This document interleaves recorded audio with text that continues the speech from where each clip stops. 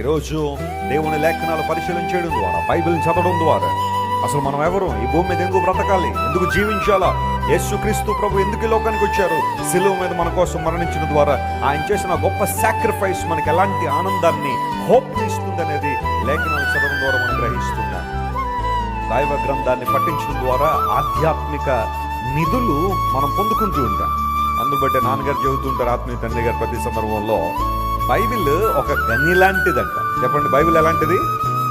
తవ్వుకుంటూ వెళ్ళే కొలది ఇంకా మనకి ఏమొస్తా ఉంటాయి. నాకు అన్నీ వచ్చేసాను ఎవరు అనడానికి లేదు. ఎన్నిసార్లు మనం బైబిల్ చదివినా ఇంకా నేర్చుకోవడానికి బైబిల్లో చాలా ఉంటుంది. హల్లెలూయా. దేవుడి గురించి మనం ఎంత తెలుసుకున్నా ఇంకా తెలుసుకోవడానికి చాలా ఉంటుంది. ఎందుకంటే దేవుడు అనంతుడు, ఆయన గాడ్ ఈజ్ లిమిట్లెస్. బైబిల్లో ఒక అధ్యాయాన్ని చదువో, ఒక వచనాన్ని చదువో, నాకంతా తెలిసిపోయిందని అన్నావంటే you are deceiving your self. George